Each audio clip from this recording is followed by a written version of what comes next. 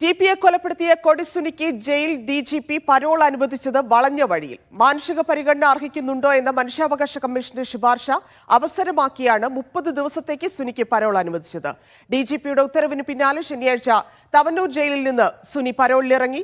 20 വർഷത്തേക്ക് പരോളോ ശിക്ഷാ ഇളവോ നൽകരുതെന്ന ഹൈക്കോടതി ഉത്തരവ് നിലനിൽക്കെയാണ് സുനിക്ക് സർക്കാർ പരോൾ അനുവദിച്ചിരിക്കുന്നത്.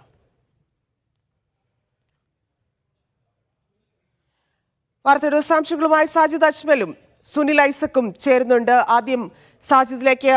സാജിദ്, ഈ അവസാനം സൂചിപ്പിച്ചതുപോലെ, അതായത് ഹൈക്കോടതി നേരത്തെ പറഞ്ഞിട്ടുള്ളതാണ് 20 വർഷത്തേക്ക് ഇത്തരത്തിലൊരു ജാമ്യത്തിന്റെ ഇല്ലെങ്കിൽ പരോളോ ഒന്നും സാധ്യതയില്ല, ഇല്ലെങ്കിൽ പാടില്ല എന്ന്. ആ ഉത്തരവ് പോലും കാറ്റിൽ പറത്തിയുള്ള നീക്കമാണ് ആഭ്യന്തര വകുപ്പ് നടത്തിയിരിക്കുന്നത്. ആഭ്യന്തര വകുപ്പ് അറിയാതെ ജയിൽ ഡിജിപിക്ക് ഈ തീരുമാനത്തിലേക്ക് എത്താനും സാധിക്കുന്നില്ല എന്നതാണ് മനസ്സിലാക്കുന്നത്. എങ്ങനെയാണ് കൊടിസുനി പുറത്തിറങ്ങിയത്? മനുഷ്യാവകാശ കമ്മീഷന്റെ ജുഡീഷ്യൽ അംഗം കെ ബൈജുനാഥിന്റെ ഉത്തരവിന്റെ അവസാന ഭാഗങ്ങൾ ഇങ്ങനെയാണ്. കമ്മീഷൻ കേസ് ഫയൽ പരിശോധിച്ചു.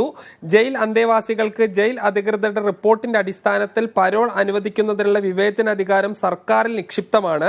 മനുഷ്യാവകാശ കമ്മീഷനിൽ പരോൾ അനുവദിക്കുന്നതിനുള്ള ഉത്തരവോ ശുപാർശയോ നൽകാൻ കഴിയുന്നതല്ല. എന്നാൽ പരാതിക്കാരിയുടെ മകന്റെ പരോൾ അപേക്ഷ പരിഗണിക്കുന്ന അവസരത്തിൽ പരാതിക്കാരി കമ്മീഷൻ സിറ്റിംഗിൽ ഹാജരായി മേൽപ്രകാരം ആവശ്യപ്പെട്ട് സമർപ്പിച്ച അപേക്ഷയിൽ മാനുഷിക പരിഗണന അർഹിക്കുന്നുണ്ടോ എന്ന കാര്യം കൂടി പരിഗണനാ വിഷയമാക്കേണ്ടത് പ്രിസൺസ് ആൻഡ് സർവീസ്